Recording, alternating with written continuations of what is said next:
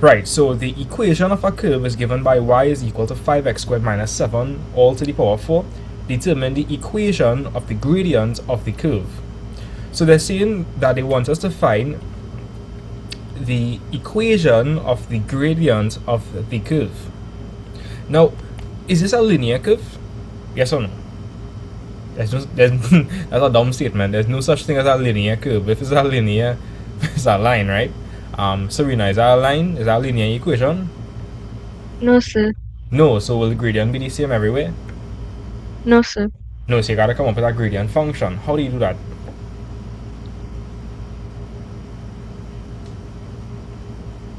You need to derive. Wait. By finding the what? The first derivative. Yes, that is it. Anytime they ask you to find the equation of the gradient of a curve, you have to find the first derivative.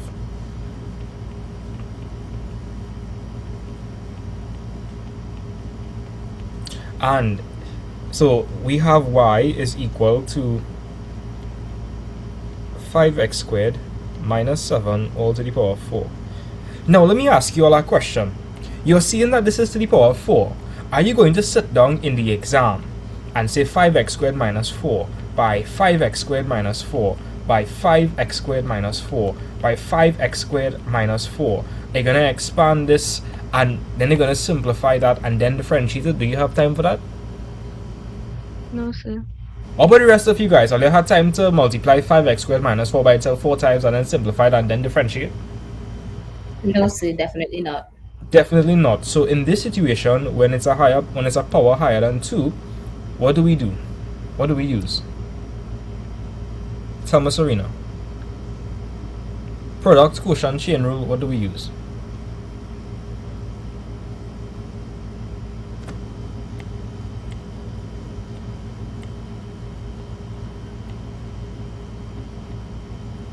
You'd use the product rule.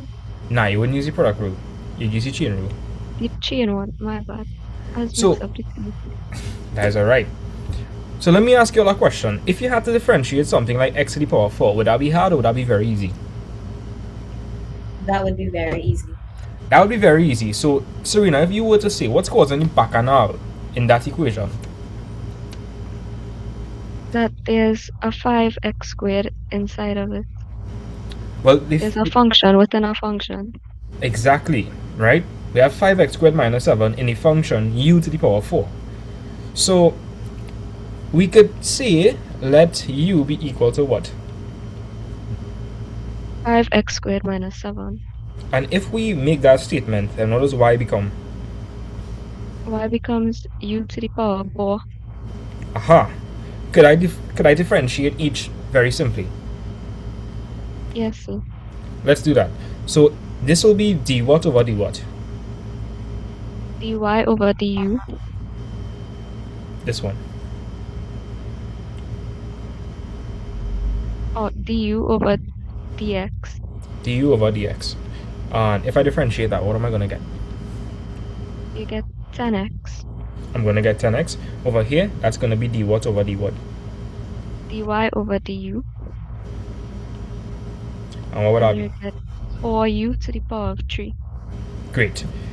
Now, in the original question, we wanted to find what? What do we want to find for initially?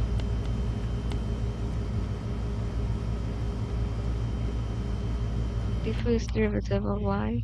Right, so that would be d what over d what? dy over dx. Aha. So looking at this, you have du dx and you have dy du. What could you do to get dy dx? You could multiply du over dx by dy over du. Exactly. Du over dx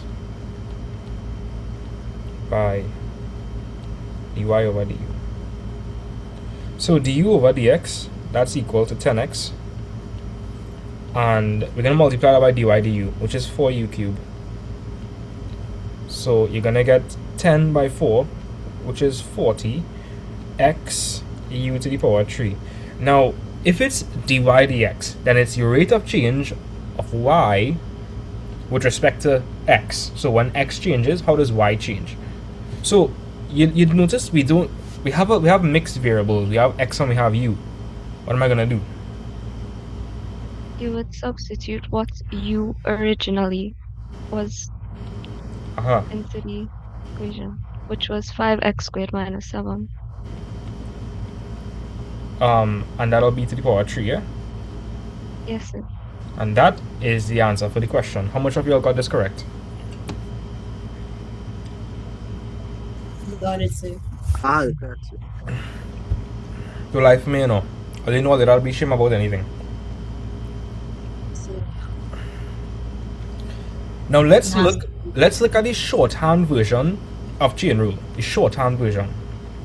Now, guys, look at this carefully here, because you could use this approach to check to see if your answer is correct quickly. So Serena, the first thing you're gonna do, you're gonna multiply by the power. So I'm gonna put 4 in front. You with me? Yes, sir. Then I want you to differentiate the inside. If you differentiate 5x squared minus 7, what would that be? 10x. Right, put that on the outside. Then I want you to write back what's on the inside and take away 1 from the power. 4 minus 1 is? 3. What is 4 by 10x? 40x. Aha, so that's going to be 40x. 5x squared minus 7 to the power 3. Bam! That's it. Oh, So that's the shortcut. Did you all catch the shortcut? No, yes, sir. Yes, sir. But I did something wrong at the end. Like I got that, but then I tried to expand it, but we can't Do do not. that because it's a power. Don't do that. Okay. Don't do that. Like, if it's to the power 3, that's going to be pressure to expand. Okay. So, Yeah? Talk to me. if you're in an exam and you get a question like this, if you do the shortcut, they would still give you all the marks. So, Let me explain something. You see how this is a 5-mark question? yes, sir. Let me explain something, guys. So if it's a 5-mark question and the main objective of the question is chain rule, like let me ask you all something. Was this like a mixed case where I do product and chain rule, quotient and chain rule, or was it just strictly chain rule? Just chain rule. It was just chain rule. If it's just chain rule, then they are expecting you to do the full working, right? So if it's just chain rule, you have to do all of this. But if it's a mixed question where it's an example of a product rule and chain rule, and the main focus is not chain rule, then they're not expecting you to do all the full working, they're expecting you to do this. So you would do this if you have a mixed question. If you have a mixed question, as you'll see just now, you'll use the shorthand version.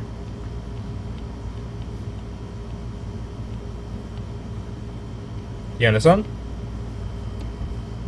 Yes, sir. Yes, sir. Right, so let's go through these steps one more time. Right, Nathaniel? You're going to multiply by the power, so you put the 4 outside. Then you're going to differentiate the inside. If you differentiate the inside, you get 10x. Put it on the outside. Cool. I'm going to write back this, but take away 1 from the power. That's all. That's all. You all good? Yes, sir, I understand. Yes, sir. Yes, sir. Alright, cool. Let's move on. So I have a question. Yeah, talk to me, Jenna. It might be a stupid question, but how do you know when to use chain rule? Okay.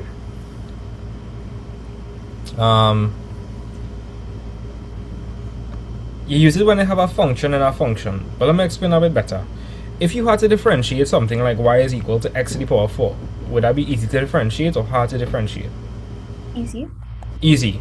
If I had something like y is equal to 7 minus x squared, how would you go about differentiating that? You have to use chain rule. You don't have to use chain rule here. What would you do? Like before you differentiate it, what would you do?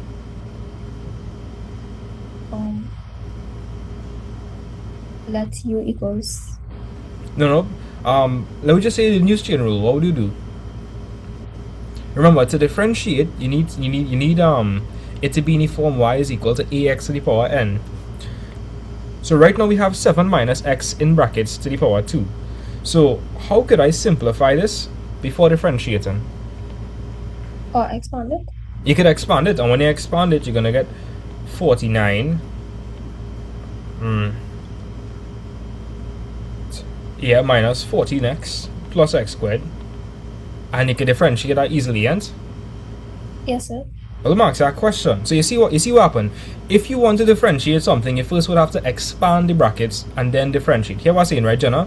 Expand the brackets, simplify, and then differentiate. Okay. But if you have something like 5x squared minus 7 to the power 4, are you going, remember what you had to do? If you have a binomial and it's to a power, you have to expand the brackets and simplify first, then differentiate. Are you going to expand this? Guys, that's 5x squared minus 7 by 5x squared minus 7 by 5x squared minus 7 by 5x squared minus 7. You think you could even expand all of that in the exam? No. No.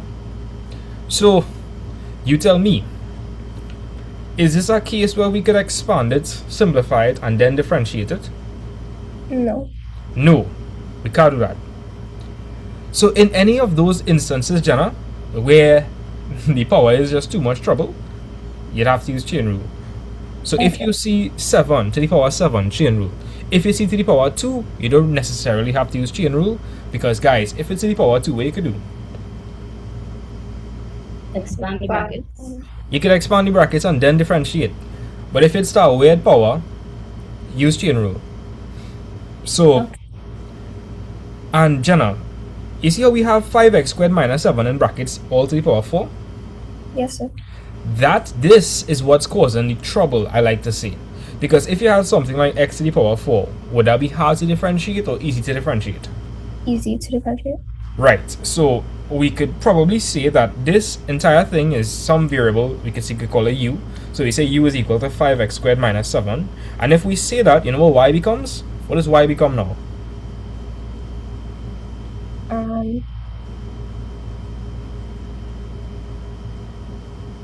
Not.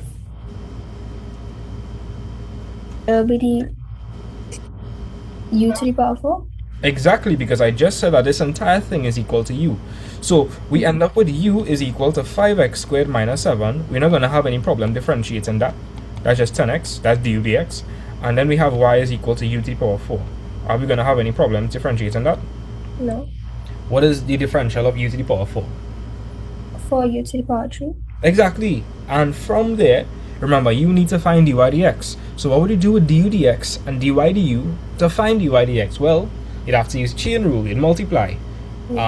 Because watch, du's would cancel off, and that will leave you with dy dx. Okay. You okay? Understand. Yeah. Let's move on. Aha! So let me show you guys an example of where you would use the shorthand version of the chain rule. Nathaniel, did it?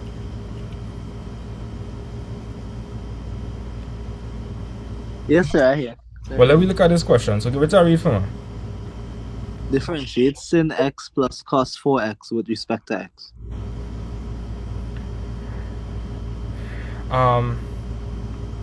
Yeah, so differentiate sine x plus cosine 4x with respect to x. So you see how in this question we have to differentiate sine x and we also have to differentiate cosine 4x. It's like a mixed question, so you use a shortcut. Let me show you how this is going to go. So guys, and can everybody see that they never say that y was equal to that? They never say that, right? They never said y is equal to that, right? They never say that. Never. Yes, sir. So in this instance, this is how you would write the notation. You would say d dx, and you're gonna write what you're differentiating with respect to x. So we are differentiating sine x plus cosine 4x. So we are going to differentiate each term independently. So Nathaniel, if I differentiate sine x, what would I get?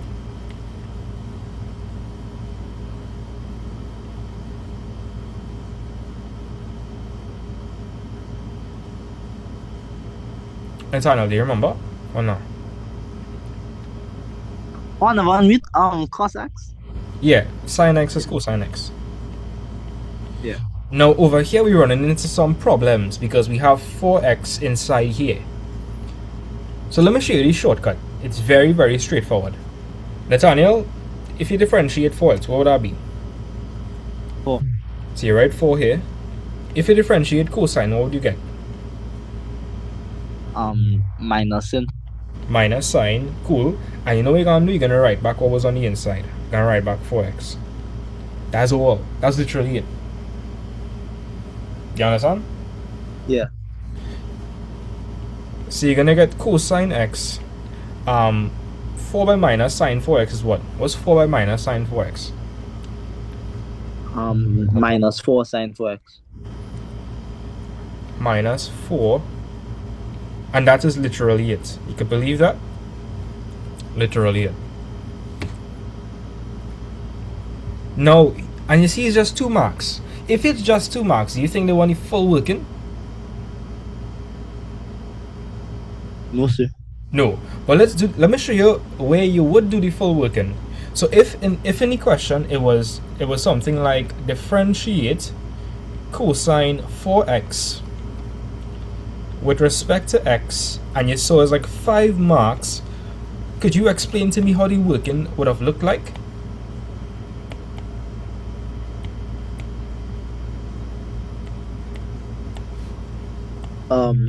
You'll have to identify y and u. Okay. Wait. Now in this question, here I don't understand. You don't understand? I don't understand how this would be a chain rule question. Alright. You know how to differentiate cosine x? Yeah. Okay, what's the differential of cosine x? It will be sine x. Okay, do you know how to differentiate 4 cosine x? You make a mistake, it's minus sine x. Oh, sorry. If I differentiate 4 by cosine x, what would that be? It will be 4 minus sine x. Minus 4 sine x, right? Yeah. But there's a big difference between this and this. I'm not sure if you're seeing what I'm seeing, but we know how to differentiate cosine x. Is this cosine x? No, sir. It's cosine 4x. So we have the function 4x inside the function cosine. So we have a function inside a function. Anytime you have a function inside a function, you have to use chain rule. So what's causing the problem here? You think you can tell me? You think you can tell me what causing the problem there? The 4x. The 4x is causing the problems. So what we would do, you could probably start off the question like this. You could say, let y be equal to cosine 4x. If you say y is equal to cosine 4x, now you could identify what's causing the problem. What's causing the problem? 4x. Say, what you could say then? Let u be equal to 4x. Yeah, let u is equal to 4x. And if u is equal to 4x, what would y be equal to? Y will be equal to cos u. Aha! Is this something we know how to differentiate? Yes, it is. Exactly, and we could differentiate this too. So that's how you know when to use chain rule. Anytime you have a function inside a function, or anytime you see something non-typical. But at this level, in CSEC Add Maths, you guys will be dealing with cases where you have ax plus b to the power n, or you have cosine ax, or you have sine ax. These are the cases you'll have to be looking at. Okay? Yes, sir. So what to do next? You would write. I don't know if you should write the chain rule formula or just do it one time. Do it one time. Tell me what to do. Alright, there will be dy dx is equal to 4x. Wait, no, Nah, you lost me. There will be dy dx is equal to 4. No. Wait, why you say dy dx? Is this? Look at the function, and the function is u in terms of x. Is there any y here? No, sir. Nah, so that would be the change in what? With respect to the change in what? Or du dx? Yeah. Because Okay. do you okay, Nathaniel, let me make sure you understand this. If you change the value for x, what's gonna change? Like if I tell you x is 1, what that will be? It's 4. So what will be equal to 4? EU. U will be equal to 4. If I tell you x is equal to 2, Yeah. what u will be? If you tell me x is equal to 2, 8. Okay, so u is changing with respect to what? The x. Exactly. You see, when I change the value for x, what changing? The value for u. The value for u, exactly. Yeah. That's what we do it, right? So du Alright. dx. What would du dx be? The dx would be 4. By the way, we have class tomorrow, right? Zachary, class tomorrow morning. And dy du will be equal to minus u. Exactly. So now we could use chain rule. So dy dx will be equal to what? Dy dx is equal to 4 multiplied by minus u. Correct. We are already full working, right? So that'll be du dx Okay. multiplied by dy du. Yeah.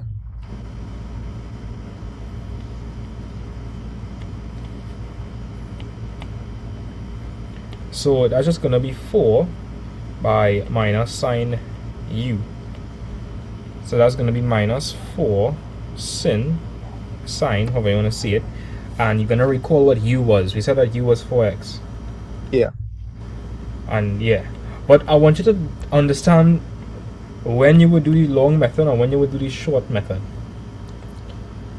Like, okay, in this question, the main objective was cosine 4x. That was the only thing we had to differentiate, and it was a 5-mark question.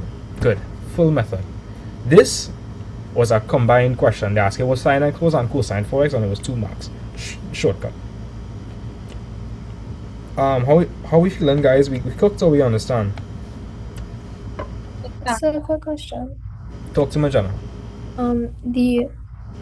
How do we get minus 4 sine x if it was 4 outside the brackets and 4x inside?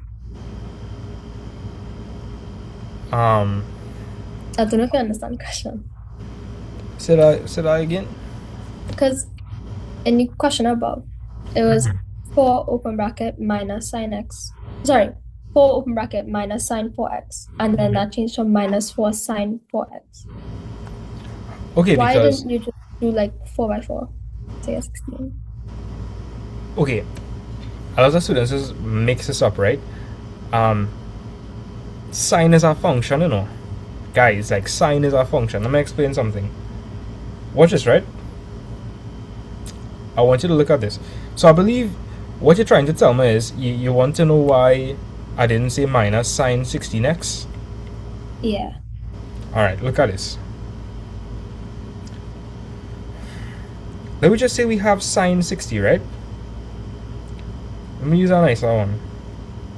Okay, how much of you guys here know that sine is a function? Yes or no? Yes, sir. Yes. Right. So Jana, you are saying that you're telling me that minus 4 sine 4x is the same thing as minus sine 16x. They are not the same thing.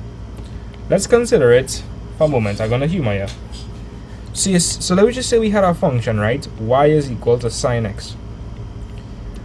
When I put 30 into that, what am I getting? A half. Okay. Let's put 4 on the outside. So, just to make sure you understand something, Jana, sine is a function by itself. So you'll put something into the function, it'll work it out, and then it'll multiply by what's on the outside. So you see how we got sine 30? The calculator would have computed that, and it would have given me a half. So when I say 4 sine 30, notice it gives me 2 because it's 4 multiplied by a half. So what? If I have y is equal to 4 sine x, what that means is that whatever I put into the sine function, I'll work that out and then I'll multiply it by what's on the outside. So that's really 4 by a half. What you mixing up that with? You thinking that if you have y is equal to 4 sine x, then that is somehow equal to sine 4x. I think that's what you're mixing it up with. And Yeah, something so. so, just okay, by your logic then, if I have 4 sine 30, you might think to say sine 120. That's what you're saying. Yeah. Let No, me check. because I studied brackets, then I thought, you know. Say that again? Any question? Because I saw the brackets. I thought 4 by 4, 16. That's what I thought. But No. now you're explaining with the sin x, so I understand. This is actually in the function. Like, okay, if you were to work this in a calculator, you might have minus sine 4 by 20. The calculator would work this out first, and it would multiply it by what? 20. No, it wouldn't multiply by 20. Okay, watch. I'll share. Let me just say we had a function. Let me just say we had a function y is equal to minus sine 4x. I think what you're confusing that with is, wait, and let me just say x is equal to 30, right? So that'll be minus sine 4 by 30. What I think you're confusing now with is, you think that you might work out minus sine 4 and then multiply that entire thing by 30. Yeah. Now all of this is in the function. If I put minus sine 4 by 30, that's gonna multiply the angle I put in. So if I put in 30, because the 4 is inside the function, if I put in 30, 30 is gonna be multiplied by what? Sine. Minus sine. No, wait. It not being multiplied by minus sine, you know. Again, minus sine is a function. You put an input into a function, and the function works out, well, according to what the function does. In this case, it's minus sine. So, guys, if any of you are thinking that you're multiplying 4 by minus sine and think, no. You're putting 4x into the function sine. Whatever you have here is what's going to go into the trig function. So, Jenna, if you see something like minus sine 4x, it does not mean sine multiplied by 4x. No. It means that you're putting 4x into the sine function. So, Jenna, let me just say x was 30, right? So, if you put 30 degrees into the sine function, because the 4 is here, it's going to multiply your angle by, well, by what? If I put 30, what's it going to multiply the angle by?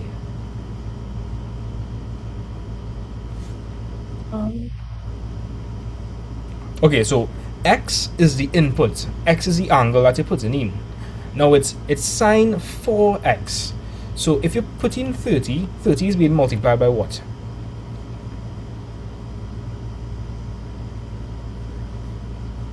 By what? By sine 4. But no, sine is the function, so by 4. Exactly. So this 4 over here is something called an angle multiplier. It multiplies whatever angle you put in by that amount. So if I put in 30, it's going to multiply by 4. It does not mean minus 4 sine 30. No. Okay. I feel like you're still very confused. No, I understand. Guys, the whole point is sine and cosine are functions. Whatever you see here is an angle multiplier. So like if you put in an input, whatever you have here inside that part over there, it'll multiply the angle by that amount. Okay. If you have something on the outside, it's an amplitude modifier. It modifies the amplitude of the trig wave. It does not mess with the angle. I feel like that's so confusing. Oh my god. The point I'm trying to make is this part over here, that is the input of the sine function. So, Jenna, I want you to treat this entire thing as a whole term. Sine 4x as a whole term by itself. Let me show you something. If I tell you x is 30, right? And I plug this into the calculator, let's see what's going to happen. So I plug minus sine 4 by 30.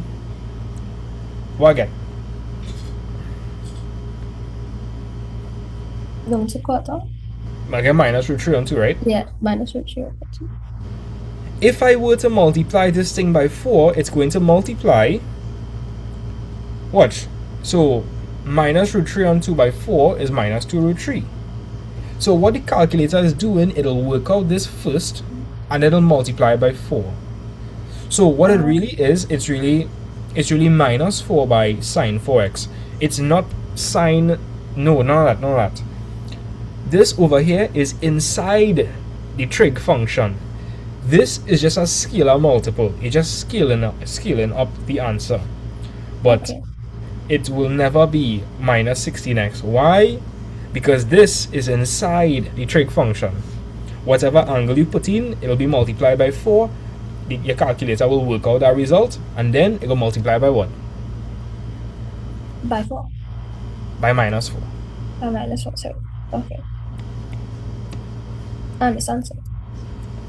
Yeah. So I don't want to hear any of you all saying thing like cosine multiplied by x. I will jump off a cliff. Don't be saying thing like that. Okay, Sachin? sir. Sachin, will you be saying cosine multiplied by x? Yes, sir. So Sachin, do you understand that this is a function and x is the input, so it's cosine of x? Yes, sir. Alright. Nathaniel, Kamaya, Virginia, Serena, Zachary, what went on? Will any of you guys be saying cosine multiplied by x? No, sir. No, sir. Thank God. Jenna, don't be shame. You ask a good question. A lot of students have a hard time with that. Alright.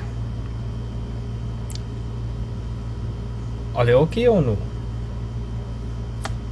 Yes, sir. Yes, sir, I'm fine. I don't feel fine. I feel shaken up. I think I need to ask you all some more questions. I think so. Oh. So Jenna, Jenna, let's do a question together.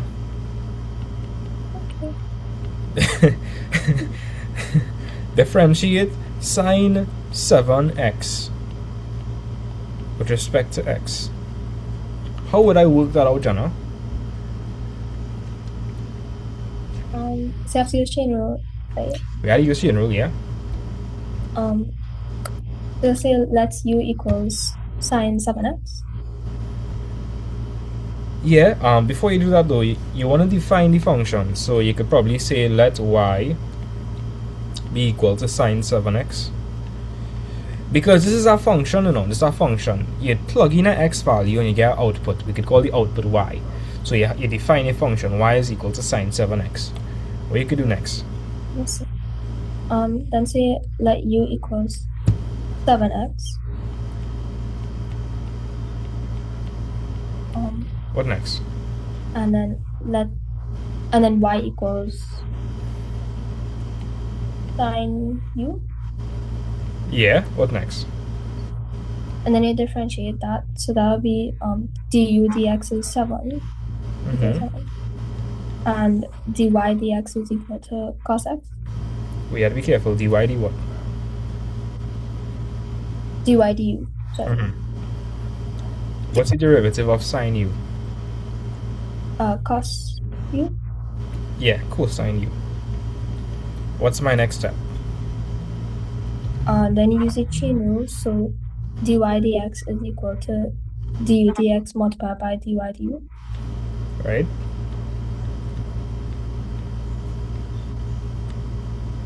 Which is 7 multiplied by cos u.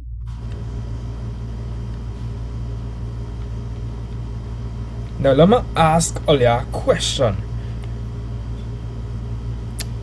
If you were to plug this into your calculator, what would the calculator work out first?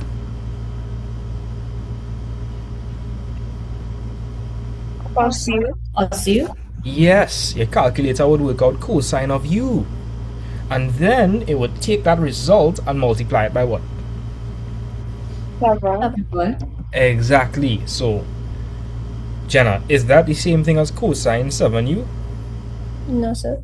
No, it is not. Because this u over here is the input of the function. This 7 here is just a scalar multiple. Whatever you get for cosine u, you'll just multiply that entire thing by 7. But this 7 Yes. is not in the function. So you can't say cosine 7u. Yes, Alright. sir. So we have 7 cosine u. But is it change in y with respect to x? So it needs to be with respect to the variable x. So now we say that we recall what u was. We said u was 7x. So it's going to be 7 cosine 7x. Let me know if you catch that. Yes, sir. I understand. And that is not, again, if you were to plug this into your calculator would work out cosine 7 of whatever you put in, and whatever you get for that result, you'd multiply that whole thing by 7. Okay. So you're not going to say cosine 49x and thing, no. Okay. Just 7 cosine 7x. Yes, sir. And if you wanted to do the shortcut method, wait, Virginia, if you wanted to do the shortcut method, look at the shortcut. Jenna, differentiate the inside for me. That's cos 7. No, differentiate. When I say the inside, I mean like what you're putting in into the function. So, differentiate 7x. Sin 7. 7. You differentiate 7x, you get 7. Then I wait to differentiate sine. If you differentiate sine, what would you get? Cos x. No, you'd get cosine. Bear with me. And you're going to write back what was on the inside, 7x, and that's it. That's a shortcut. Let me run through the shortcut again. Differentiate the inside. If you differentiate the inside, what would that be? 7. Cool, right on the outside. Then, if you differentiate sine, what would that be? Cos. Good. So 7 cosine, and you write back what was on the inside, 7x. You understand? Yes, sir. That's it? Yeah. But if the main question is sine 7x and you have to differentiate that using the full working. So Virginia, so you raise your hand, talk to me. It was more or less about the shorthand method. I was just asking if there's no power, you don't subtract 1. Say that again? No, I was saying, if there's no power, you don't subtract 1 from it because there isn't one. The shorthand method. I'm confused. You know how usually when there's like a big function, something's the power 4, you subtract 1 from the power. Oh no, When no, you- this is different. This is different. Okay, so once there's no power, just ignore that. Yeah, there's no power. Like let me explain. Okay, I'll wait to fully understand this. Now, Serena would have hit the nail on the head when she said a function within a function. But Virginia, I don't quite feel like you fully understand what I mean by a function in a function. I feel like that part kind of confusing you a little bit. What do you mean by function in a function? I would guess the 7x and the sin x. Well, Oh no. 7x and sine u. Oh. Because you can't use the same variable. Oh, Right? okay. Because think about it, Virginia. Both of them are different functions.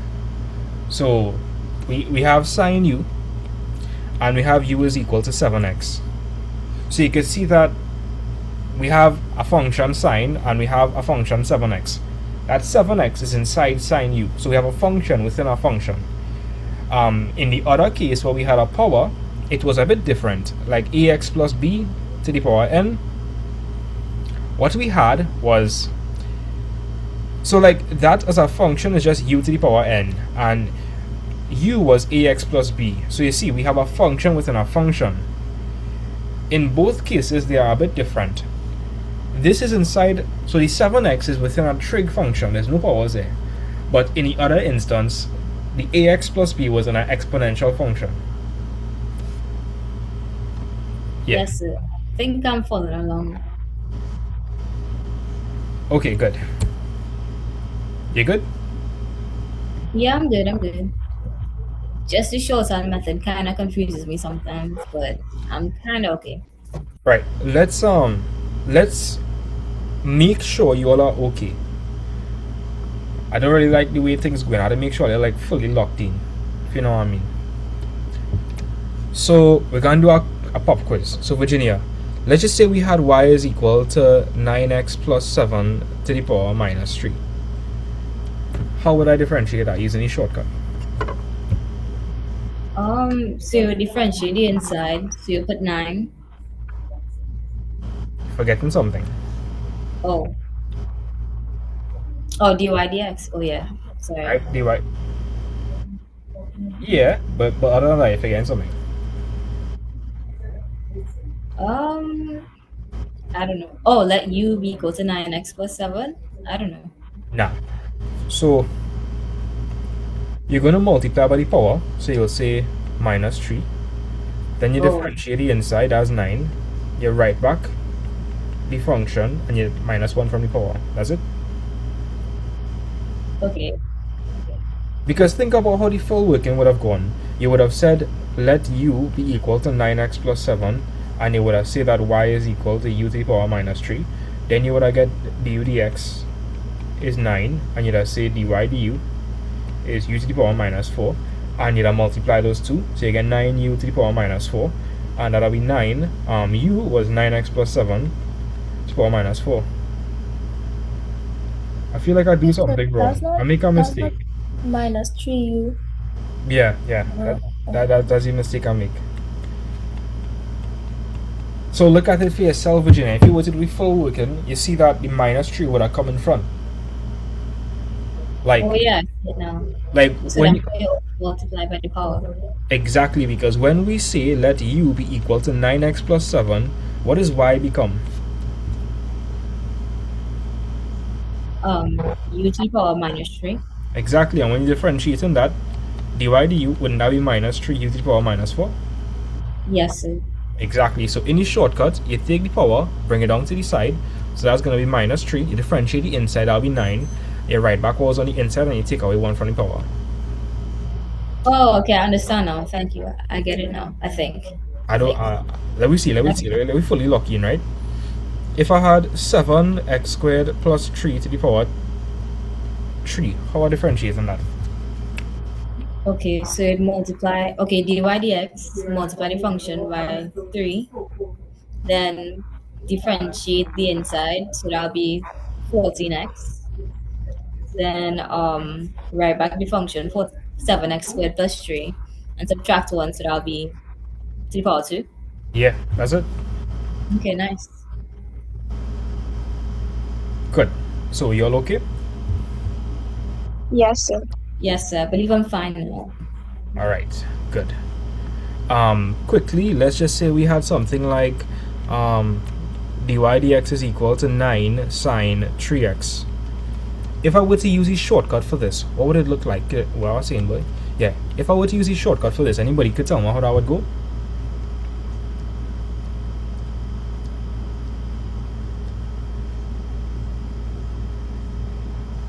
Would you multiply by 3x?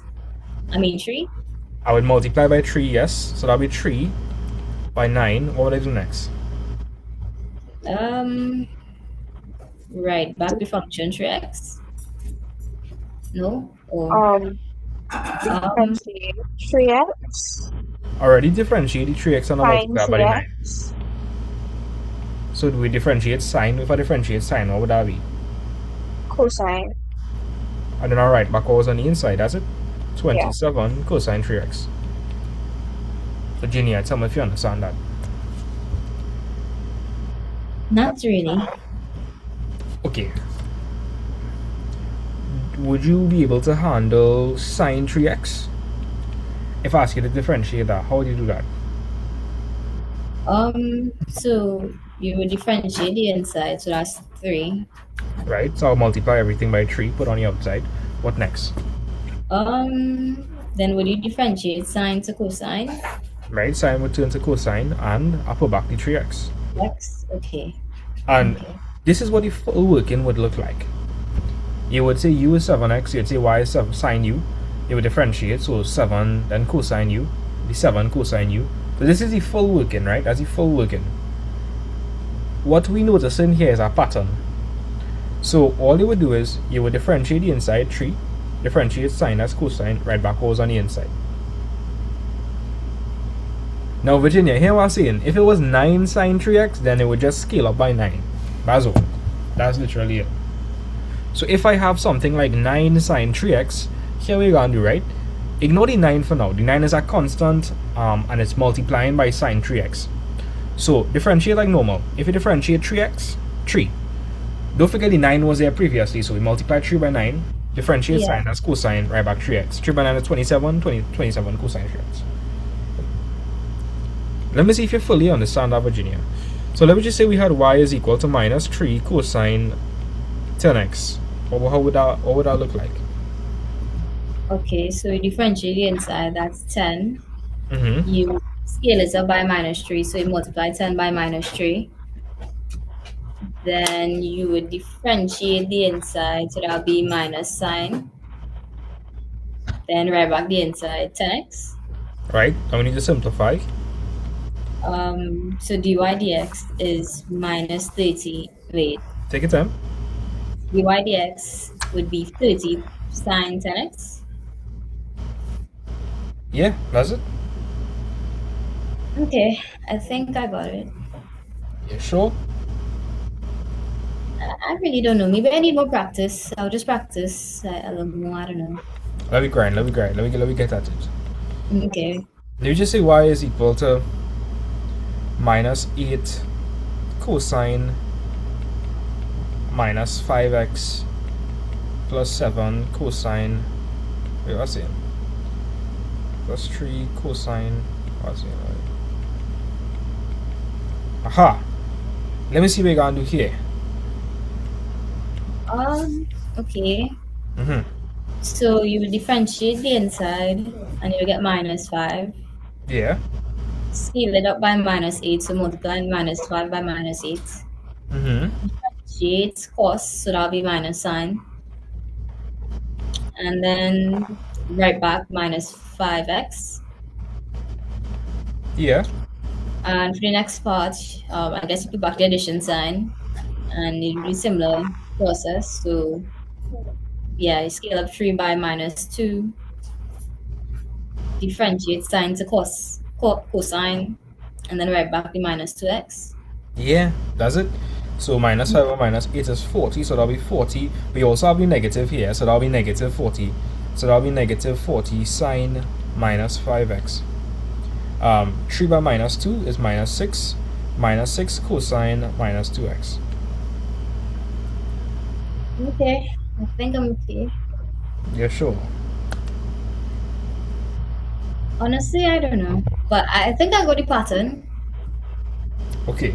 If you feel it, if you about the shortcut, just do the full working. I've trust that you're okay with the full working. Yeah, I'm fine with full working. Or with the rest of you guys, are you feeling okay? Or no? Yes, sir. Yes, sir. Alright, bet.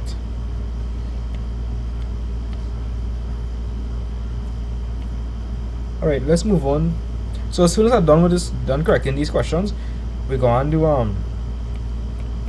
do some finding the tangent and normal questions, and I want to see if I could start stationary points. So there we go. Somebody, I need a volunteer. How would I solve that one? Which rule would I use?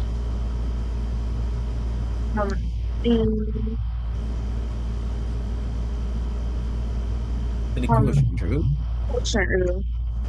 You're using quotient rule, so how that gonna go? Zachary gonna help me with it. Zachary, tell me what to do.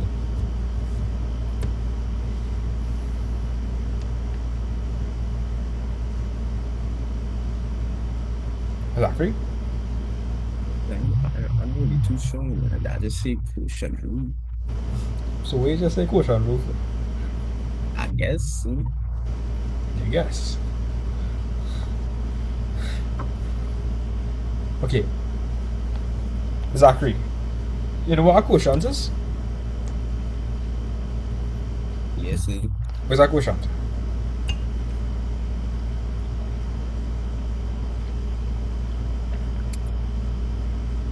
So that's the thing you just get when you divide it. So. Yeah, so a quotient is when you're dividing, right? Yes, sir. Right, so let me show you the quotient rule first. You use the quotient rule anytime you're dividing two functions. So we have 2x cubed plus 2 on top and 2x plus 1 in the denominator. Right, so we have 2x cubed plus 2 all over 2x plus 1. So we're going to let the top be equal to u, and we're going to let the bottom be equal to v. So you say u is equal to 2x cubed plus 2, and v will be equal to what? V will be equal to 2x plus 1. Yeah. Now you would have to differentiate, so what would this be? So you guess 6x squared. Yeah, but what would the notation look like? What would the notation look like? du over dx. Right, du dx. Yeah. What would du dx be? So that would be equal to 6x squared. Right, cool. Then over here it will be dv dx. What's dv dx? So that would be 2. That's going to be 2. Great. Now let me show you how the quotient rule looks like. So the quotient rule looks like this. So d dx of u over v is equal to v du dx minus u dv dx all over v squared. You remember this or no, Tama? Like, honestly. Yes. Alright, so now we could actually solve this. So it's going to be d dx. Well, in our case, it is 2x cubed plus 2 over 2x plus 1. And to differentiate that, it's going to be v by du dx. What's v? What is v? Okay. We do that. What do you mean? I guess nobody. We just Alright, so anytime you have a quotient of two functions, the function on the numerator, we're going to call that u. The function in the denominator, that's going to be v. So we're going to differentiate each one independently. So this will be du dx. So Mike. Say that again. So I hear you. Are you hearing me? Yes, sir. I don't know if it's just me or How about the rest of you guys? Like, let me know if you're hearing me. Yeah or no? so I know that. Yes. Yes, sir. Yes, sir. That's weird. So I think I hear you. Alright, so Zachary, which part I lose you at? Like that line with the V and the yeah, with the V and the big V and the big U. Alright. Over here? Now, sir. Over No, here? Yes, sir. Alright, well, this is something, unfortunately, you just have to remember. Anytime you have a quotient of two functions, this is what you use to differentiate it. This is the quotient rule. That's what you use to differentiate. So, like, here what? You see where you have 2x cubed plus 2 over 2x plus 1 is a quotient? Yes, sir. Right. It's in the form u over v, where it's one function over another function. So, to differentiate that, you have to do this. You have to remember that formula. V du dx minus u dv dx over v squared. Yeah. Yes, sir. Cool.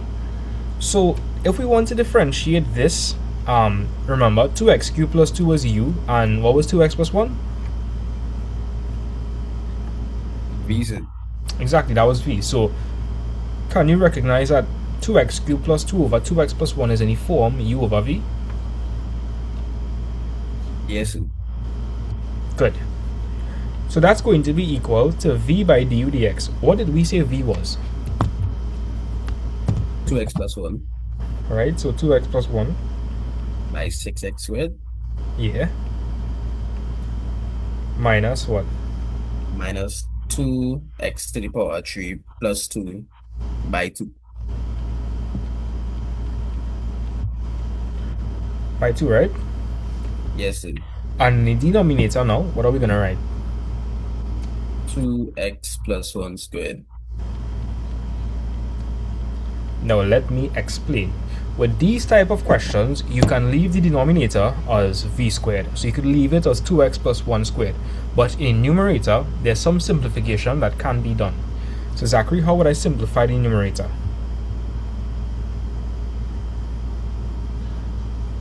You expand the brackets, sir. Right. So if I expand the brackets, I'm going to distribute the 6x squared across all the elements. Yes, sir. So tell me what I would end up with. 12x to the power 3 plus 6x squared. 12x to the power 3 plus 6x squared. Right, what next? and you will get minus 4x to the power 3 plus 4. Guys, is that correct or is that wrong? Correct? I want you all to tell me, is that correct or is that wrong? Let's see, you have to put back the denominator. Nah, that's not the issue. Wouldn't you have to distribute the negative sign? Yes. This is like a, if there was ever like a top mistake students make, this is like number one. It's like number one. So Zachary, if you notice we have the negative sign on the outside, and that negative is multiplying by this entire bracket, as well as the 2. So Zachary, you say negative 4x cubed, good. But remember, the negative is outside the brackets and is distributing across all the terms. So correct your mistake for me. So it will be minus 4. Yeah, minus 4. Why? Because we have the negative on the outside and that's going to be distributed across all the terms. So this will be minus 2x cubed by 2, which is minus 4x cubed. And Jenna, minus by positive 2 is minus 2, and minus 2 by 2 is minus 4. You understand or not? Yeah. Yeah, sure. Yes, sir. Are you sure? Like, I scared. Like, I feeling concerned. I don't feel like I'll understand this. That's Like, how I understand so far. So we're good. I understand. I'll understand that the 2 and the negative being distributed, like, in a sense, negative 2 by everything. Right? Negative 2 by 2x cubed is negative 4x cubed, and negative 2 by 2 is minus 4. Yes. And like I said, when you do not quotient rule question, you could leave the denominator. Come to me, boy. You could leave the denominator squared as 2x plus 1 squared. So Zachary, how are we gonna simplify the numerator? You're gonna, well, you will simplify it and you will get 8x to the power 3 plus 6x squared minus 4 all over 2x plus 1 squared. Right, Jenna, be honest with me. Like, I lose you anywhere, or you're okay? No, sir, I got that. Yeah, sure. Yeah, well, I didn't have the minus 4 part. I had plus 4. Mm. But how You understand that the negative was multiplied by everything. Yeah. All right. Okay, Sachin, be honest. I don't know what's going on. Sachin, what's going on? Yes, I got a correct. Okay, bet. How about the rest of you guys? Yes, sir. Yes, sir. Cool. Let's keep it rolling. Cassidy is volunteering to help me with part B. Totally volunteering. Thank you. Yeah. Thank you so much. No problem. So Alright. Cassidy, tell me what happened in part in B. What do you mean? What happened in B? Well, it's telling us to differentiate y is equal to the cube root of 2x plus 3 to the power of 2 with respect to x. Aha. And I think We had to use here. Product quotient or chain chain. rule. Aha. Good. Do you know why you had to use chain rule here? Well, it have a function instead of a function is the cube root of 2x plus 3 to the power 2. Okay, I'll take that. Yeah. Take that. That's serviceable. Yeah. So we had to do before you could do anything. So rewrite the cube root of 2x plus 3 to the power 2. So I had 2x plus 3 to the power of 2 over 3. You had to explain yourself. How you know that? Well, it's cube roots. So it would, if it didn't have to the power of 2 over there, it would have been 2x plus 3 to the power of a 2. But the function that in there is 2x plus 3 to the power of 2. So, it would just be to the power of 2 over 3. Because you'd have 2x plus 3 to the power 2 to the power a third. And we Yeah. if a power to power, what happen in there? Wait, you can repeat yourself? If you have a power to power, what do you do? A power to power, what do you do?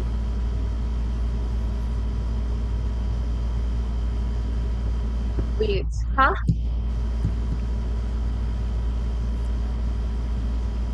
So over here, Multiply? yeah, Wait. Oh, yeah, okay. that's I how you didn't get the 2 understand what over it was 3. asking us. That's how you get the 2 over 3 because watch. Yeah. This That's entire for sure. thing, is going to be raised to the power a third. So a power to a power, you multiply. That's how you get the 2 over 3. Which I suspect you knew. Okay.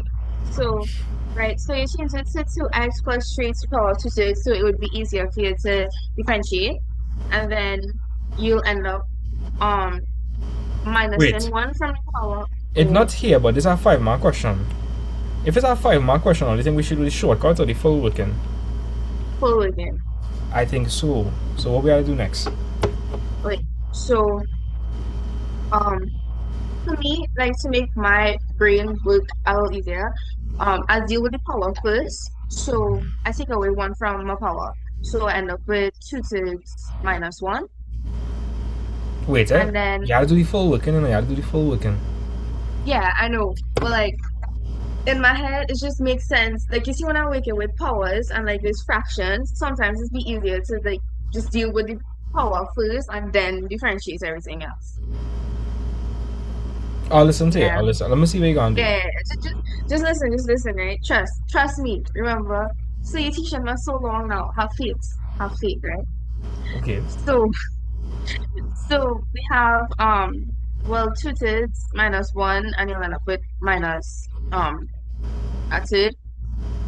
So we have d over dx open brackets 2x plus 3, and that will be equal to 2, right? And then I'll have dy over dx is equal to, I'll multiply 2x plus 3 by my power, so I end up with 2 over 3 open brackets 2x plus 3 to the power of negative a third. Nah, By they 2. wouldn't give you full marks for that. A shortcut in my work, or It's on my picture. Like I need to see to fully understand it, but they want to see the full working where you say let u be equal to 2x plus 3 and they say y is I equal don't to have all of that. yeah. Lose some marks. Okay, so let's do the full working together then. Mm-hmm. Alright. So let's make real noise, boy. Right. So we have 2x plus 3 to the power of 2 over 3. Over here we'll end up with, well, u is equal. Wait, take it from back. I'm talking the full question. Okay, so we have u is equal to, well, 2x plus 3, and then v is equal to Wait, v? u. You said v? Huh? Yeah. Where you get v from? Oh wait, this is chain rule. Yeah, this is chain rule. Oh, pretend like that didn't happen, okay? So now I have du over dx, and I'll end up with 2. Yeah, what next? Then I'll do 2x plus 3. Nah. It's sounding like you're having a hard time. Were you paying attention when you were doing this question? Because it's the same kind of step, same kind of steps. Yes, sir. I see you found it. I see you found it in the bag here. I was locked in. So let me ask you a question. What causing the trouble here? The to the power 2 thirds. No, that's not causing any problem. If you had x to the power 2 thirds, how you go differentiate that? Oh, well, multiply by my power and subtract 1. Yeah, exactly. So this is not causing any So problem. 2x plus 3. Exactly. So 2x plus 3 is causing problems. So that's why we let u equal to 2x plus 3. yeah. Right. if u is equal to 2x plus 3, what does the function now become? U to the power of 2 over 3. Right. What next? So, okay, so we end up with,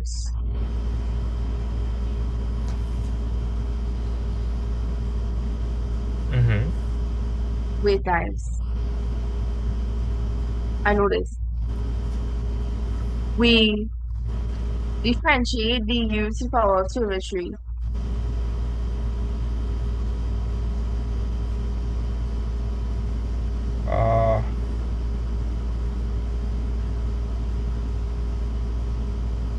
We would have to differentiate these two independent functions here. So we have du over dx and then dy over dx, du. Right. And then we will use the chain rule to get back dy dx. So du dx is equal to what? 2. And dy du is equal to what? Well, multiply by the power, so 2/3 u to the power of negative 2/3, 1 over 3. People in class already understand that 2/3 minus 1 is minus 1 over 3, or no? Yes, sir. Okay. What's next? Tell me, Cassie. And then, well, we use the chain rule from here. So we have dy over dx is equal to 2/3 u to the power Wait, of I want to see the full minus- working. What are you gonna multiply to get back dy dx? Explain that to me. dy over du and then du over dx, because then it will cancel. So we found dy over du to be 2/3 u to the power of negative a third, and then we have to multiply that by du over dx, which is 2. We'll end up with 4 over 3 u to the power of negative a third. And well, since u was 2x plus 3, we put it back. So 4 over 3 by 2x plus 3 to the power of negative a third. Right, that's fine. You could stop here. But if you wanted, you could have gone a bit further. So you're seeing to the power minus a third. So where would that power be positive? Wait, so you can repeat? It would be... So you're seeing 2x plus 3 to the power minus a third. The power is negative. If the power is negative in the numerator, where would it be positive? Denominator. So we have, 4 over 3 cube roots. Right, yes. 3 cube roots. 2x plus 3. Right, because when you send it to the denominator, it's going to be a third, and a third is just cube root. So cube root of 2x plus 3. Let me know if you guys are okay with this. Yes, sir. Jenna, you've been quiet. Let me know what's going on. But I almost had it. Where did you make a mistake? Honestly, I don't know. But my answer, I got 4 over 3 open bracket 2x plus 3 minus 2 over 3 to the power minus 2 over 3. I think it would. Okay, remember you're taking away 1 from the power. So what's 2 over 3 minus 1? Minus 1 over 3. But I think it's that part where I went wrong because I didn't put the correct like du dx and dy dx. So my picture are working. Let me see what happened. Okay. Cassidy. Yes, sir. I a little disappointed. Little. No, sir. Yeah. It's because I shortcut my word. If maybe that is why you're not getting any marks you want. Like if you want to get the marks Okay, you want. but here's what for the homework, it didn't have that 5 marks next to it, so I didn't know. Still, like if if chain rule is the only thing they're asking, you have to present the full working. So you have to be careful with how you write your working, and you have to show the full working carefully. Otherwise, you will, depending on who marking the paper, they'll just give you the whole thing wrong. Oh. And I don't want that to happen to you. So, yeah. Okay. If it's a chain rule question by itself, they're expecting the full working. Whether you see the 5 marks or you don't see the 5 marks, you should know to do the full working. Right. If that's the only thing they ask. Let me see what you do, Jenna.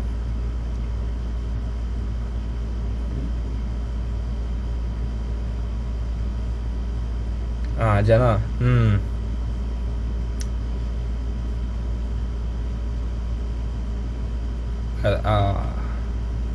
Yeah, I went wrong in the beginning box.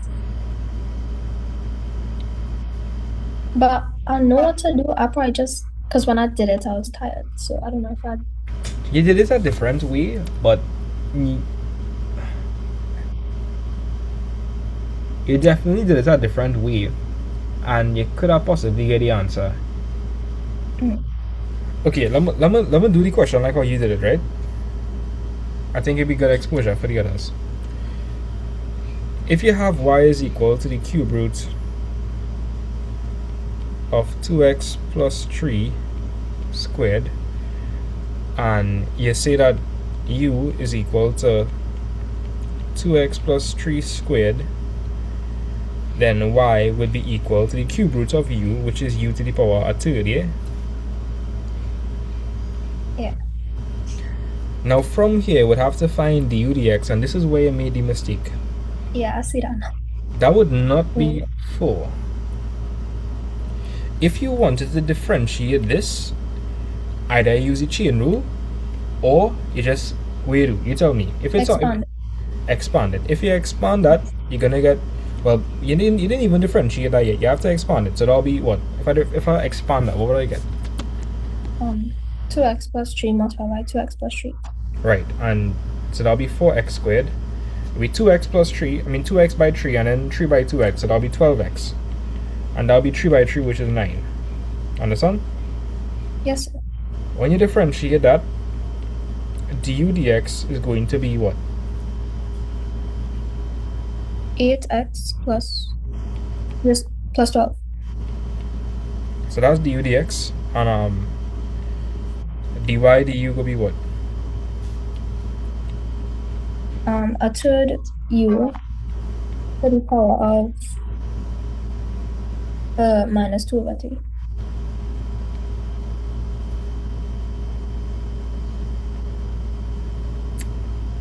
Okay, let's continue. Right, and then dy dx, that would be equal to dy du, which is a third u to the power minus 2 over 3 multiplied by 8x plus 12. Now that's going to be equal to a third, and u was right? U was 2x plus 3 squared, right? Yes, sir. So that'll be 2x plus 3 squared, and that entire thing going to be raised to what power? Negative 2 over 3.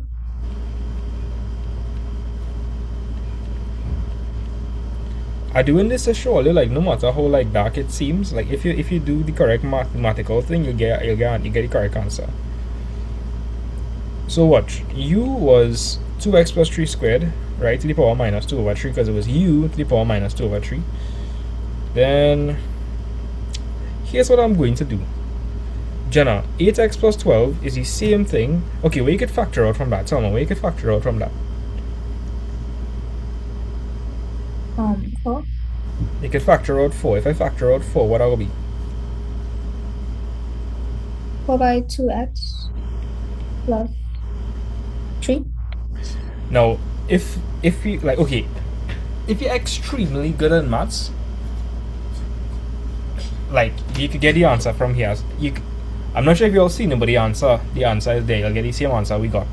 Stay with me. So we have a third by 4. What's a third by 4?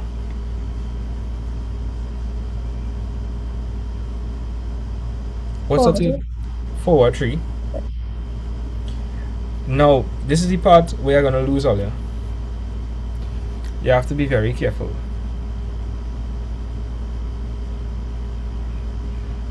Alright? 1 second. Alright. So, that's going to be 2x plus 3. And you're raising our power to our power, right? So 2 to the power minus 2 over 3. Alright, so that'll be minus 4 over 3. Right? And again, if all you could stay with me and understand this, you're goated. Now 2x plus 3, that's one whole thing in brackets, and that will be to the power 1. Let me see if all is good. I'm still good on this, right? Well, how am I going to simplify that? What's the next move? Divide by 4. Say that again? Divide by 4. So you was in the form 4 class and we was doing indices, right? Yeah? Yes, sir. If I have something like a to the power n multiplied by a to the power m, what would you do? Oh yeah, add the powers. Okay, and now a could be anything, you know. If heck, a could be 1 plus x to the power n by 1 plus x to the power m. What that would be? 1 plus x to the power n plus n. Yeah, it could be anything. So I want you to apply that in this question for me. Apply it in this question. Oh, for negative 4 over 3 plus 1. Yes! Yes! Yes! Watch how you gonna get the answer, eh? Watch how you gonna get the answer. Some mind-blowing stuff. I'm not sure if you've seen that, right? But you have the same base and you're multiplying, so you add the powers. So here's the $1 million question. What is minus 4 over 3 plus 1? Negative 1 over 3. Yes! And that's the answer, right? That was the answer. Remember. That was the answer. That's so cool.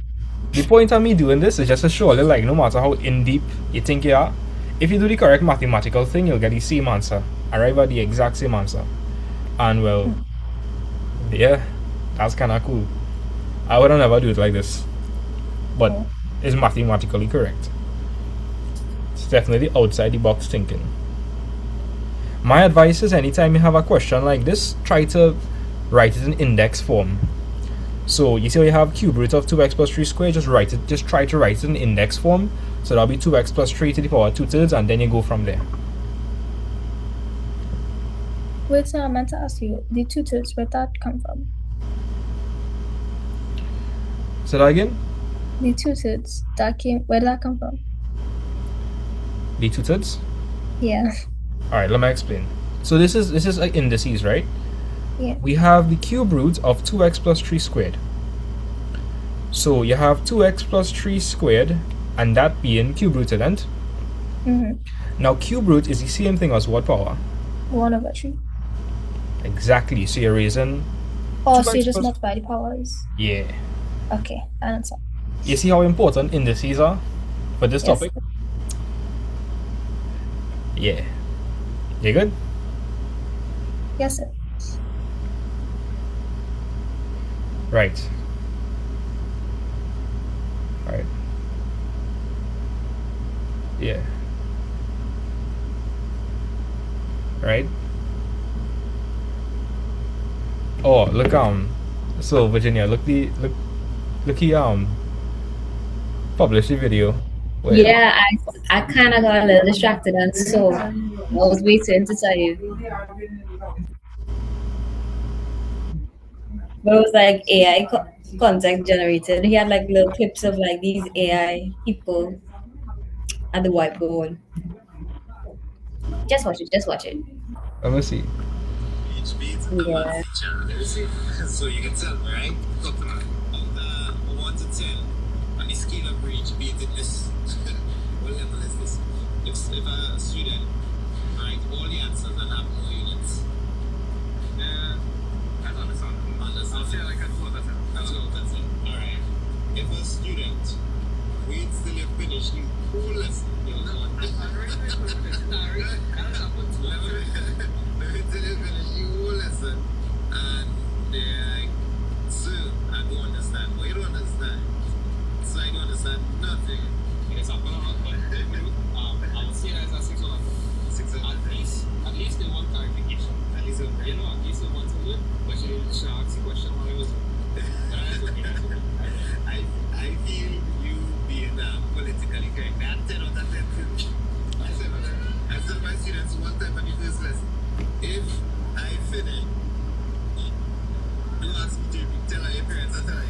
Yeah. All right. Yeah, that's a good video. Yeah. Yeah. But I like how you talk about, how most problems are from SC, and I'm not Yeah. gonna lie, it really does. Like, like I like the thing between like that separates me from like I feel like everybody else is like I don't mind explaining things a million times. Like Yeah. I Because don't you know how mind. it's set at the end. Yeah. I don't mind if I had to explain something a million times in a bunch of different ways for at least one student to understand. I would do that. Yeah, that what makes you cool. You just want Yeah. us to understand. Yeah, yeah. It requires a lot of quote unquote patience though, because hey, I have no patience when it comes to everything else. None. None. Seriously. Whoa. So you just None. trained him up. Yeah, like I just get so frustrated over these smallest things. I don't know how I just teach. I don't have no idea how I could teach maths. Maybe it's your passion. Probably. I feel like it's more so my trauma because Oh. I know what it's like to want to learn something but scared to ask questions. Oh, And yeah. that's a unnecessary barrier to learning, right? If I want you all to awaken your inner math beast, I feel like all you can be scared to ask questions and try different things. Like Yeah. like how Jenna tried this different method. She was going right, you know. All she had to do was expand the brackets, differentiate, and just like okay, this is some S tier. Like okay, at this level, I would say that this is S tier algebra, right? Because how much of you guys would have noticed that 8x plus 12 is just 4 by 2x plus 3 and they have the same base so you can multiply and add the powers? How much of you would have seen that? I wouldn't have said it. I'm gonna be honest. How much of you would have seen that? Sachin, would you have recognize that 8x plus 12 is the same thing as 4 by 2x plus 3 and you multiply and you have the same base, you add the powers? Oh, Yeah or no? no. Nah. This is like I say S tier level stuff. When you're doing university level maths, you'll be faced with problems like this where you have to think outside the box. Well, that's pretty awesome how she saw that. That's pretty awesome. Yeah, I would not do like this at all. Never think about it like this. So big up yourself, Jenna. I could tell you didn't use AI. I could tell. I could tell. That's not like something a human would do. Mm. Great. Badness. So we done when it comes to these things.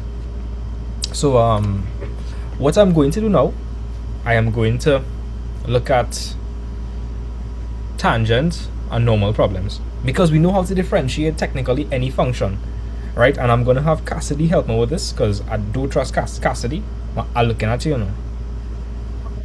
Cassidy. You're looking at my profile picture. No, I'm looking at you. Oh, you can see me. I can see you guys. Until you seeing You know Cassidy. that John Cena meme? Like I can't be the only one that's seeing Cassidy, right? Cassidy thinks she has a camera off, but like guys, until you seeing she. Yes, sir. Jenna, ain't you seeing Cassidy? Mhm. Yeah. Yeah, like Cassidy, everybody seeing, you know. I don't know. Oh. Oh, hey guys. Yeah, yeah. So I was Alright. supposed to say feedback, but okay. How come Virginia and I were the only ones who have their camera on? We need to speak about that. I was trying to implement a new policy where students put their camera on so I could see Please what's don't, going on. please don't implement that policy. Why? I do add mass from my bed. That's okay. That's okay. No, nah. Like I wear in a boss up jersey right now, you know. All the feel it is like. Wait, Oh, but that is sir. wait. Which part of I blue? have one. So your shirt light blue, but that's just like your lights reflect like. It's light blue. Oh, so we matching. I knew that. We could see Yeah, her. We could see her. yeah. Got big hole over here. So who do I have on my shirts if you all could see? Say that again? Who do I have on my shirts if you all could see? Bluey. Oh, no. Never mind. My shirt is a Dolly Parton shirt. We knew that.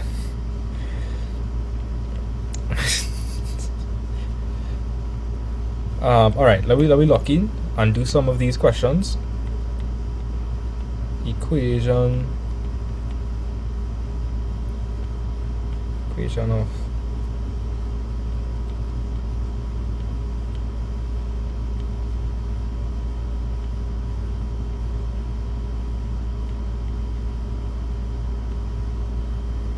okay, let's go.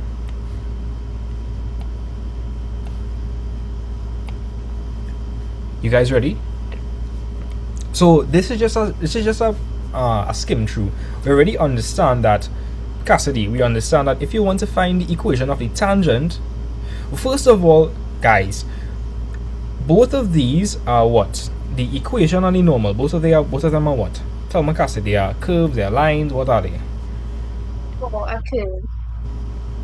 Curve. Oh, a line. That's what you mean, like where it is the on, you know? Well, it is be on a curve, eh? So let me clarify. Yeah, that's what I thought. So like if there's a curve there, the tangent would be Yeah, right. like here, at this x value at that point. The normal. I can't tell if you're being sarcastic or if you actually understand. No, I do understand. Okay. And this will be the normal, the pink line over here. The normal is what to the tangent line? Can anybody tell me? Perpendicular. Right. And if you have perpendicular lines, what is the relationship? 90 degrees. Yeah, it's a 90 degrees. It's 90 degrees, right? But the relationship of the gradients is that they're the negative reciprocal of each other. Negative reciprocal of each other. I feel like I'm losing all here. Are you understand what I mean by that or no? Yes. Yes, sir. Okay. So the point is you're dealing with lines. Now, when you're dealing with a line, what's the equation of a line? Y is equal to mx plus c.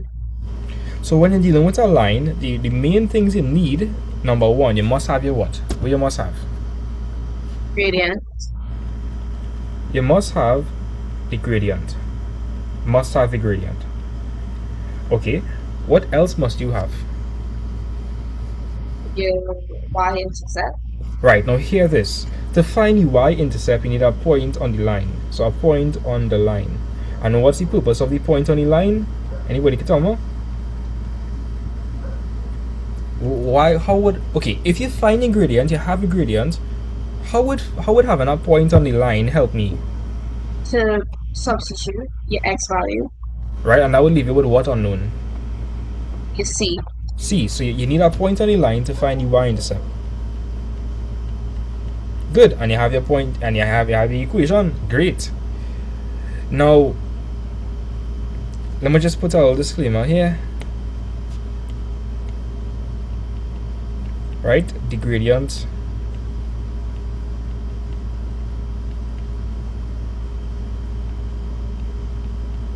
so the gradient of the normal and are the negative reciprocal of each other.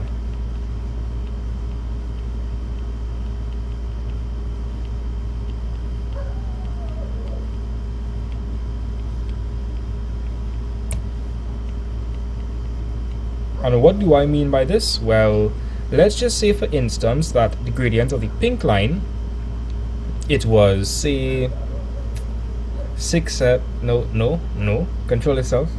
Yeah. 6, 7. Control yourself, Reggie.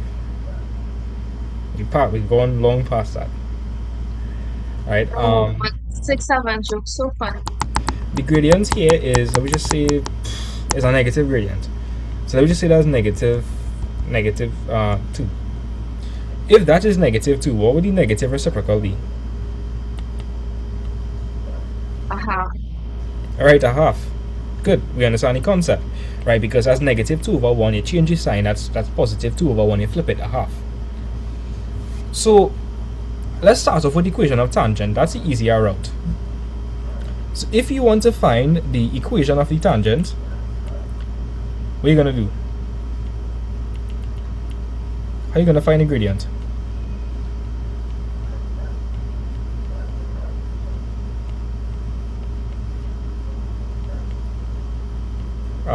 Guys, Oh, sorry, differentiate. exactly. Cassidy, did you know that or no? Oh, yeah. So she was just wasting time for the exams. Oh no, Cassidy, we locked in, right? Oh, You are me, right? We locked in. So if we want to find the equation of a tangent, first of all, that's a what? A curve or a line? a line. That's a line, right? And to find the equation of a line, you need the what? What's the main thing you need? The gradient. Exactly, you need the gradient. So if they ask you to find the equation of the tangent at a point, you need the gradient for sure. You, my friend, need the gradient. And to find the gradient, you just do what? Changing y over changing x. So you find the first derivative. Yeah. So that's dy over dx. And you plug in your point, because at a curve, is the gradient the same everywhere or does it change? It changes. It changes at every single x value. So you find the first derivative and you're gonna input x value at the point. Because this is actually the gradient what? dy dx is the gradient what? Gradient function. Okay, pop off. Right, clock it. Input Right. x value at the point. So guys, you find the gradient by finding dy dx, and you're going to input the x value to find the specific gradient. Good. Once you have the gradient, the next step, you're going to plug the gradient. So you're going to plug the gradient into y is equal to mx plus c as well as the point. So you're going to plug the point and the gradient into y is equal to mx plus c to find for what?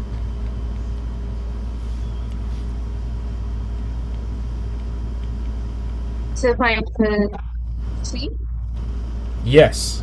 And then the Y is last seven. step is just write your final answer.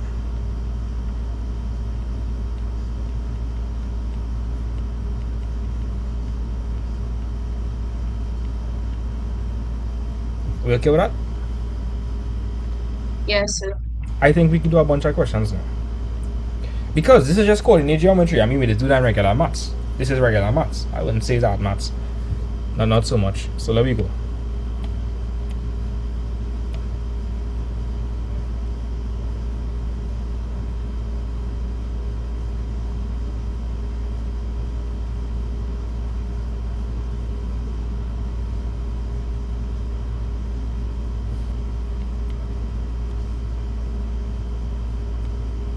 Question: what would you guys use for this? I want Zachary to tell me. Zachary, if you had to differentiate this, Zachary, what you gonna do?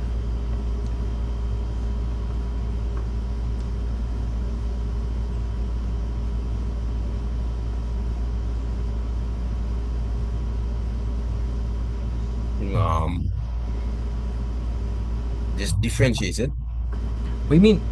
That's like me asking you what is your name and you tell me. My bad, sir. My bad, sir.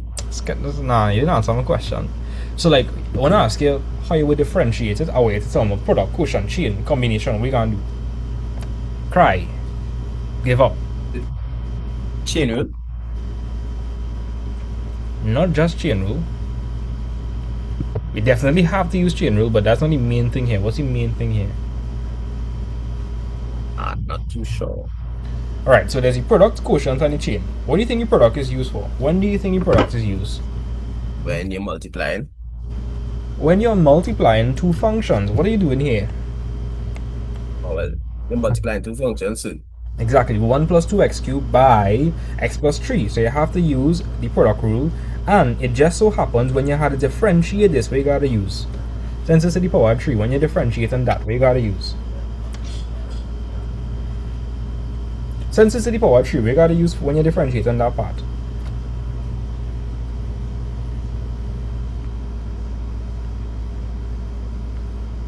Chain rule, sir?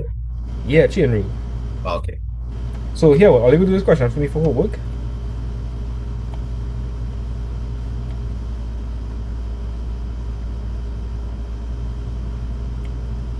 I still feel a bit iffy with you guys when it comes to differentiation, and I don't trust all it 100%. So I think I just need a little more practice in questions like these. I agree. I think so. Yeah, me too. Alright, so let's go. So, Cassidy, you're gonna tell me exactly what to do, and you're gonna get it right. No pressure. No pressure. Alright, so give it a read. Okay. The point P minus 2, 0 lies on the curve y is equal to 3 squared plus 3x squared plus 2x squared minus 24x. Determine the equation of the tangent to the curve at point P. What to do? Okay, so we have to find the first derivative. So we have dy over dx of 3x squared plus 2x squared minus 24x. So we end up with, wait, I'll wait for you to write.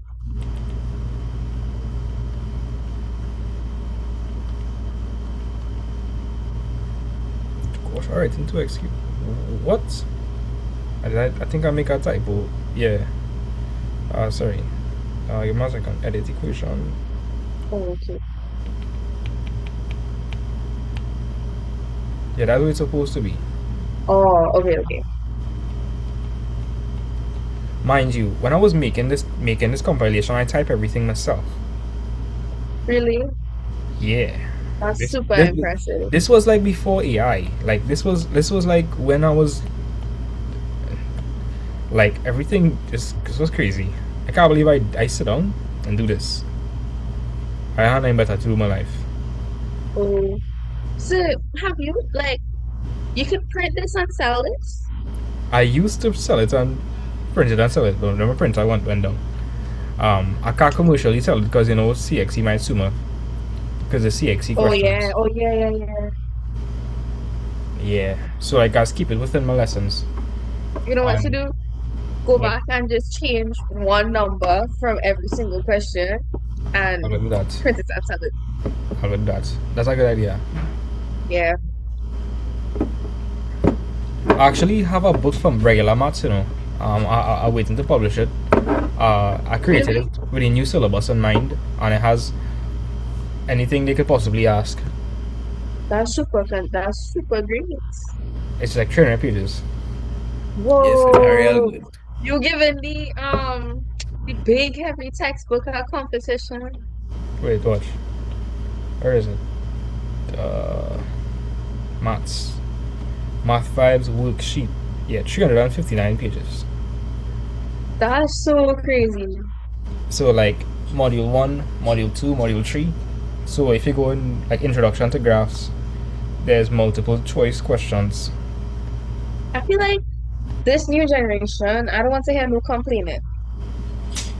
Exactly. Because I had to go and write that maths paper 3, and they're going to get the topics that are going to come on the paper, and it's just 2 questions. It's just 2 questions. Yeah, it's crazy. So I don't want to see no pass rate for mathematics. Low, like all them other years. So let me continue. So what to do from here, Cassidy? So first derivative dy over dx of 3x squared plus 2x minus 24x, you'll end up with 6x plus 2 No, plus 20. no. I come to my head, but I'm sorry. Wait. I tell you. Alright, we change the question again. We change the question again. Wait, because this is looking like a cubic. It's really supposed to be 3x cube.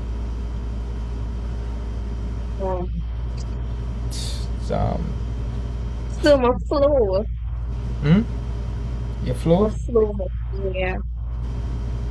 Remember, I had to enter flow state, right? Because you see, I had to get a question, correct? Yeah.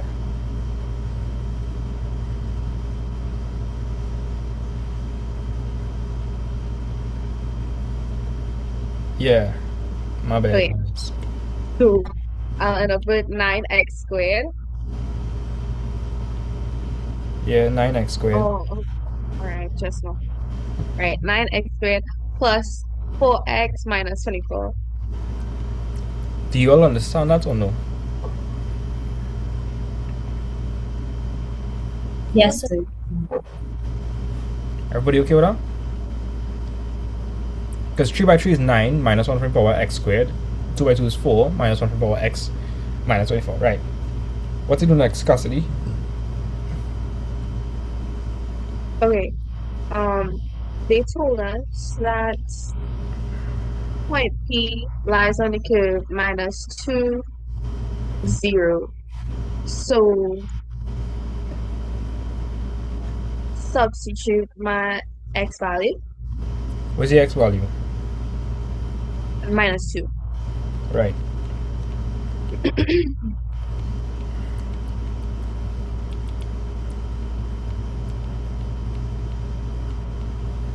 So you're gonna input.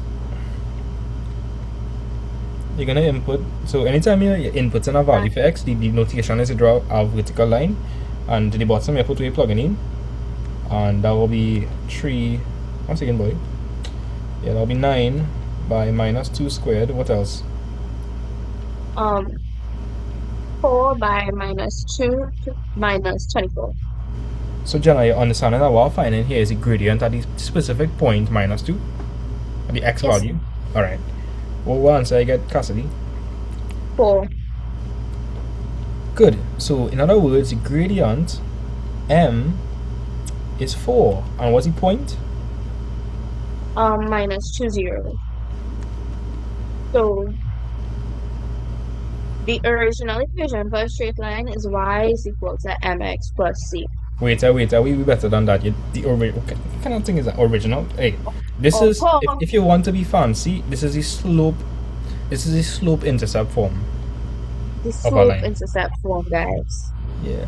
Because Of a line. it gives you the slope and it gives you the intercept. So, slope intercept form. Who would have figured? Right? So Yeah. y is equal to mx plus c. Remember that our points was minus 2, 0. In this case, minus 2 is x, and y is 0. So we have 0 is equal to 4, and we know x is minus 2. 4 by minus 2 plus c. 4 by minus 2 is minus 8, so 0 is equal to minus 8 plus c. We carry across the minus 8 on the other side. So you're Russian, no? Sorry.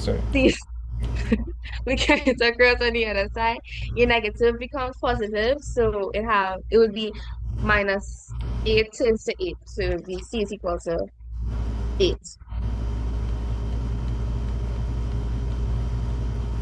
Good.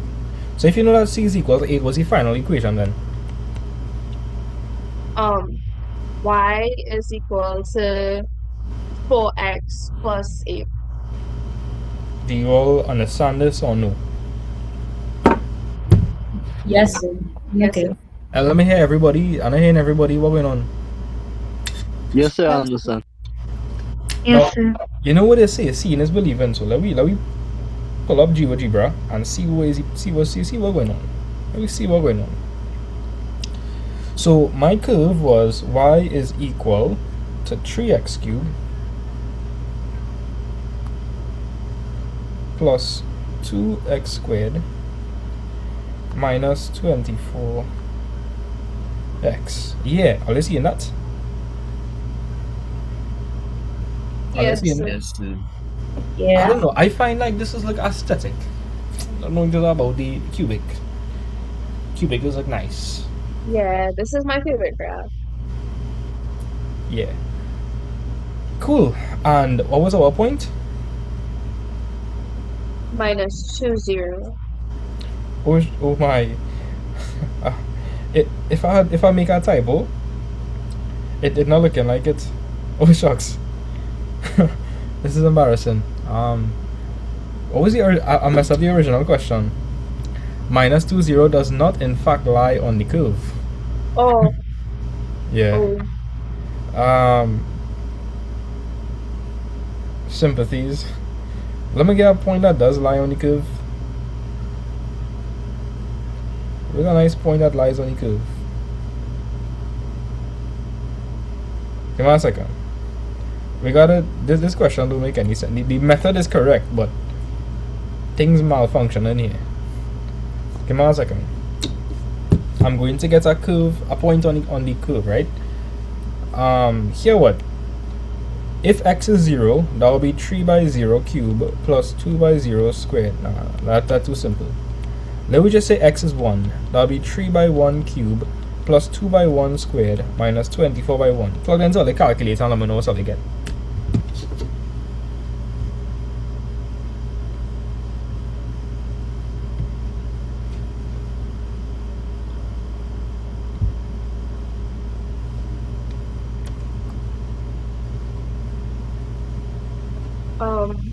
I have Minus 9. minus 19. Minus 19? Yeah. Yeah. Let me see if that's true, right? So if it is true, my x value, I put in 1, so my x value is 1, and my y value is supposedly what? What do I get? Oh, minus 19. Minus 19. Yeah, watch, are you seeing that? It does lie on the curve, right? Oh, yes, sir. Yes, sir. Okay, so that would be legal then. This is not legal here. So x was 1 and y was minus 19, and Yes, sir. Yeah. here, let me do back the question fast. It's the same working, but I just don't, that didn't make sense. Cassidy, just run through it real fast with someone what to do. Oh, okay. Find the first derivative, dy over dx, we will end up with 9x squared plus 4x minus 24. We plug in our x value. Wait, I'll wait for it,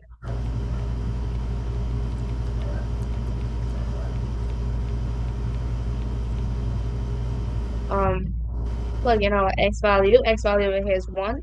So we have 9 by 1 squared plus 4 by 1 minus 24.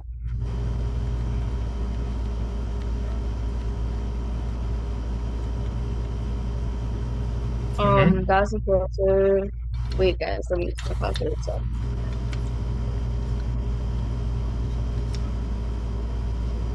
Minus 11.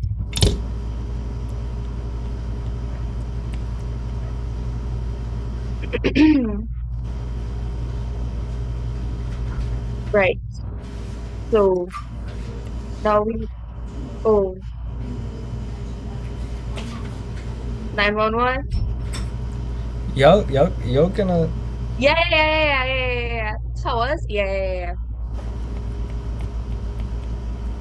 Haha. Oh my gosh. This recorded. yeah, just record on. Oh, okay. So we have our gradients. Our gradients is minus 11. Now we have the slope intercept form of a line is equal Okay, to, right. You're using Yeah. big boy terms. y is equal to mx plus c. We have our gradients as minus 11. Remember our points they gave us, 1 and minus 19. So we have minus 19 is equal to minus 11. Our x term is 1 plus c. Minus 19 is equal to minus 11 plus c minus 19 plus 11 is equal to minus 8. So c is equal to minus 8. So what's the answer? So, or the answer is y is equal to minus 11 x plus minus 8. Well, minus 8. Cool. And let's see if this is legal. So we see. First of all, does 1 minus 19 lie on the graph? Yes, sir. Okay, and the equation of our tangent we get was y is equal to minus 11x can help please. Yeah. Oh yes. Does it work? Yes. Yes, it does work.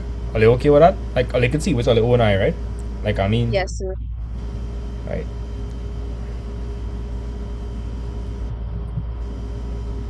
Don't mind my mom in the background. Good night, Reggie's mommy. Good night, Sharon.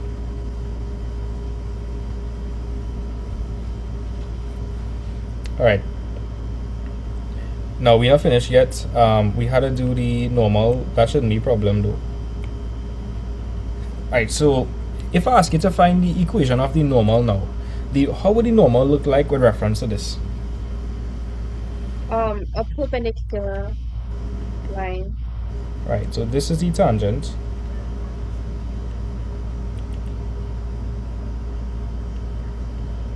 How would this be? Normal. Great. And so if the gradient of the tangent is minus 11, could any of you guys tell me what the, or anybody, people could answer this other than Cassidy. What would the gradient of the normal be then?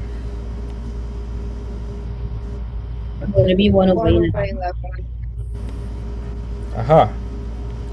And do we have a point that it passes through? Yes. What is the point it passes through? Do I have to read off the graph, or is it like the 1 minus 9? So, Virginia and everybody else in class, the normal and the tangent, they pass through the same point.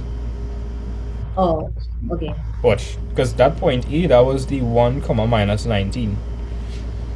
So it shouldn't be a problem, right? If I ask you to find the equation of the normal, it shouldn't be a problem. So, find the equation of the normal. So how are we doing that? Somebody other than Cassidy? Anybody could volunteer.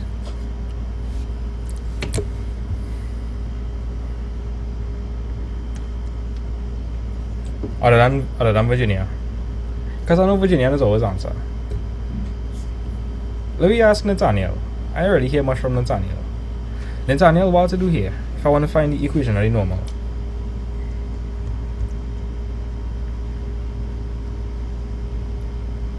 So you're just gonna use substitute the gradient as 1 over 11. Y equals 1 over 11x. Wait, give me a second.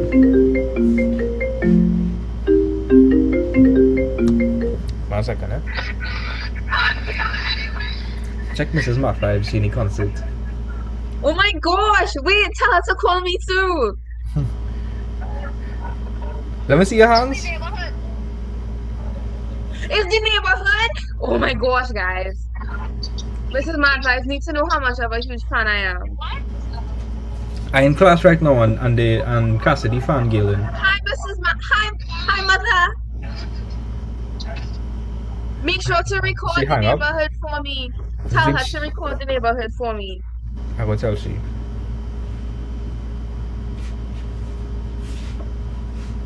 Right, yeah. So Zachary was saying, what you were saying?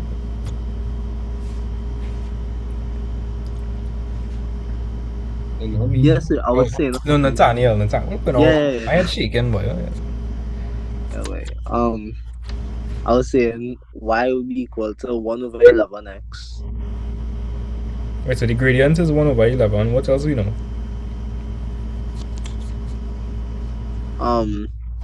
I can't remember the C. I can't remember C. You don't know what C. You gotta find for C. That way you gotta find. Oh, we still. Okay. Let me explain something, right? Well, then, yeah, no wait, the C is the y intercept. Does the tangent and the normal cut the same y value? Okay, so I'm a bit confused. So, Nathaniel, this is the tangent. Yeah. This is the y intercept for that. Yeah. This is the normal. If I extend it, cutting the y axis somewhere. Well, then no, sir. No, so we have to find the y intercept for the normal. How am I going to do that? we're gonna substitute into the equation. We're gonna substitute the gradient as 1 over 11 into the equation, x as 1 and y as negative 19. Yeah. So to find the c value, you need a point on the line and you need the gradient. Good. So tell me what to write. You're gonna write negative 19 is equal to 1 over 11 well in brackets yeah plus c. What next? And then 19, then you would just you would minus 1 over 11 on both sides. Right? Yeah. Guys. Is equal to c.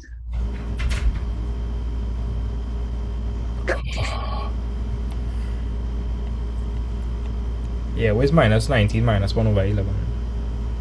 That would be minus I don't know, minus 18 and 10 over 11. Nah. Oh no. It will be minus 19 and 1 over 11. Yeah, but let me write it as an improper fraction now. Okay. That's not. I think any calculator. That is minus 210 Yeah. over 11. So what's the final answer then? The final answer would be y is equal to 1 over 11x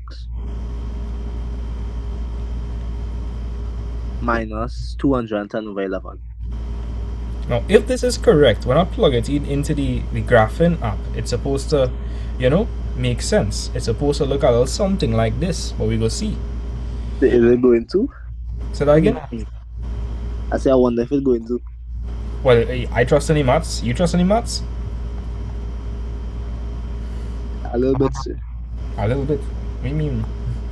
Right, y is equal to 1 over 11 x minus 210. Big moment. What? Oh, that's because I scale it. Wait, take me a second. That's why I say a little bit. I find that really looking kind of sus, Give me a second. This is looking right.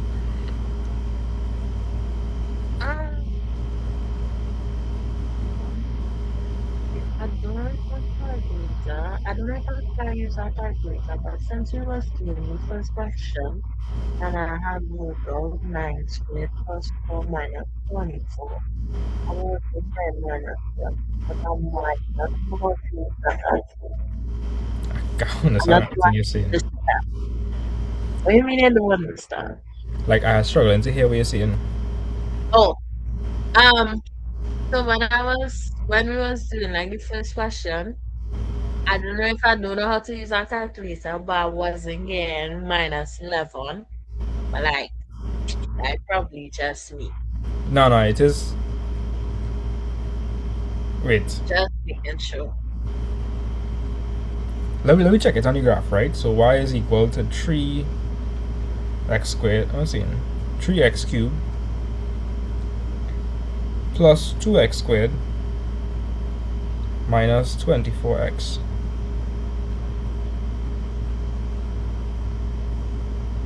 Right? Are you seeing that? That's a 1-to-1 scaling, right? That's a 1-to-1 scaling. What I had done before, I had like squeeze it in and then I'd change the scale. Right? Then we had a point 1, comma, minus 19. Does 1, comma, minus 19 lie on the graph? Yes, sir. Right? And the equation of the tangent was y is equal to minus 11x minus 8. Now, if you ask me, that does look like the tangent, and let me just make sure.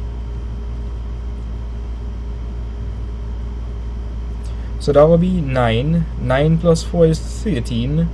13 minus 24 is minus 11. So yeah, that's correct.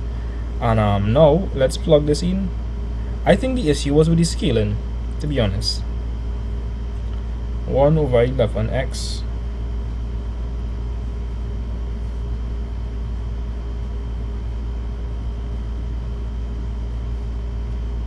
yeah, we correct. It was just scaling. Zachary, you okay? Yes. Like, what's he in Zach? Gosh, man, Nathaniel. Yeah, and I was waiting. Yes, sir. You see in the right angle or no? Yeah. You seeing it? Yeah, I seen it. Okay. Yeah, so we correct. It was just the scaling now. It's our stretch the graph, the scaling. So let me just summarize this. If they ask you to find the equation of the tangent, what are you going to do? Talk to me fast. They ask you to find the equation of the tangent, what are you going to do?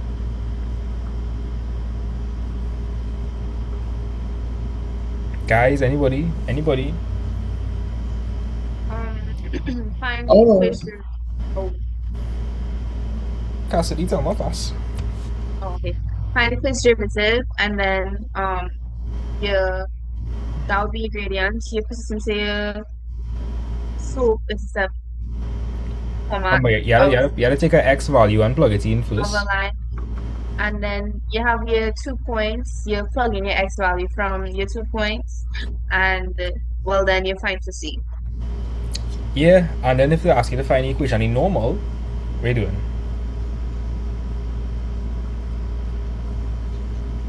If they ask you to find the equation in normal, what are you gonna do? This question is for me or for Yeah. anybody? For you. Oh, well, your gradient for your normal is the negative reciprocal of your gradients for your tangent. So it's the same steps that you're going to use. Your gradient will be a negative reciprocal, so whatever that is, and then you plug in your x value into your slope in that format of a line and find to C. And yeah. Easy, right? Easy. Yeah? Yeah. I don't find that hard Okay, at so all. sorry, you could just re-explain the equation of normal.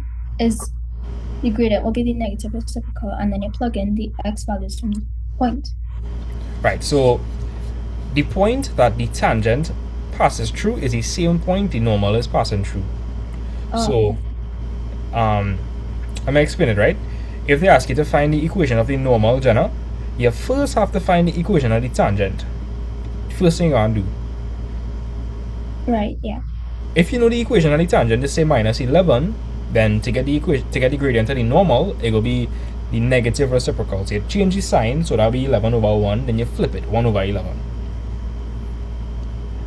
But that's only if the gradient is negative. No, like, if it was 2 over 3, okay, if the gradient of the tangent was, let me just say it was 2 over 3, just flip it and change the sign minus 3 over 2, that's the normal. Oh, so you always flip it then? You're flipping it and you're changing the sign, that's all. Okay. So, again, if the gradient of the tangent is say minus 11, then the gradient of the normal could be 1 over 11. Let me ask you.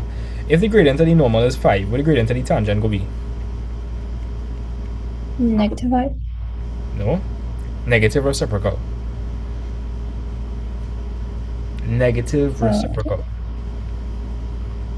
Negative 1 over 5? Yeah, because it's 5 over 1, flip it, change the sign, minus 1 over 5. Understand? Right. Okay, yeah. And well, both of them passing through the same point, so you have the gradient, check, and if you have the point, you plug that into y is equal to mx plus c, and you find the value for c. That's pretty much it. Okay. Right? Add. Give me a second. I don't know why in my head I just said add meth. What? Some Breaking Bad thing. Activities here. You know, I surprised YouTube didn't ban me from, like, because I had to say some controversial stuff, low-key. You know? YouTube isn't as strict as TikTok. TikTok, mad, yes. Yeah, TikTok just beefing. Aha! This is a lovely question for you all, my students. It's an extraordinary question for you guys. From the 2026 paper. Virginia actually did this question with me when we was doing solutions. Oh yeah. Oh no, I can't do that yet. That's integration. That's integration. No, I can't do that yet.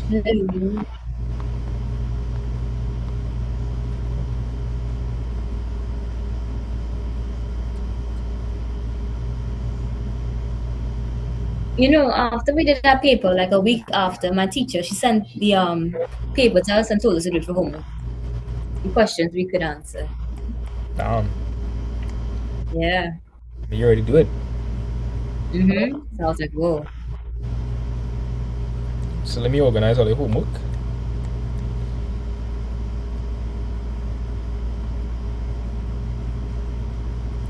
Listen, all you do have to wait for class to send me the homework. Send me the homework as soon as it's done. Alright? Don't want to hear that excuse. Okay. If all you want So to do it. Yeah. So I sent you my homework last night and you didn't correct. Sorry. I will check it after class. So don't have to correct anybody who does tell you to send it to him and then into what she won't he does just spell it. Lol. Call him out, yes? I'll just send my homework to Mrs. Mathvibes instead. You know what funny? My friends now message Mrs. Math Vibes if they're organizing something as opposed to me. Like I'd being dead, you know? Yeah. Like She replied to me. She doesn't message me. like it kind of bad. Like my friends message Mrs. Math Vibes to inform me that they're organizing a line. No, it is. Spooky, kind of embarrassing, but. And the thing is, you have 2 phones. So Oh my God. what's going on? Laumana. We can't allow you into your phones. No, you just have 2 phones for style.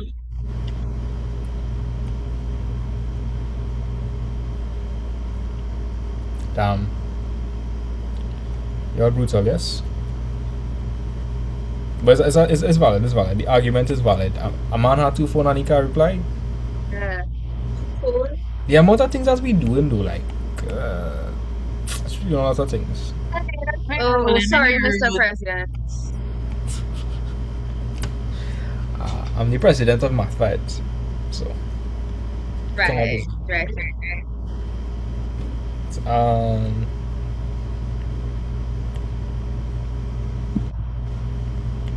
No, but see, you messaging my father about me not doing homework and you not checking my homework. It's a valid point, you know. Lol. But the main thing is I already do the homework, you know. When you think about it, I really have to check it. I mean, I'll go see if it's correct in the class, right? The main thing is I get all to do the homework. That's the main thing. Practice is important. So this is the homework. I'll give you all a hint when it comes to B part 1. So they're saying find coordinates of all the stationary points. Now for you guys that did differentiation before, you would know that at the stationary point the gradient is what? What's the gradient? 0. The gradient is 0, so that's my hint. dy dx is 0 at stationary point. And that will jump start us into the next topic, which is stationary points, nature of stationary points, as well as rates of change. Right, do that, and yeah, we done. Then we can move on to integration. Well, we also have to. Well, I will start kinematics after we're done with integration. But this is all your homework. Yeah. Good. So I hope you all have a blessed night. Take care, everybody. Yeah. Bye. Bye, guys.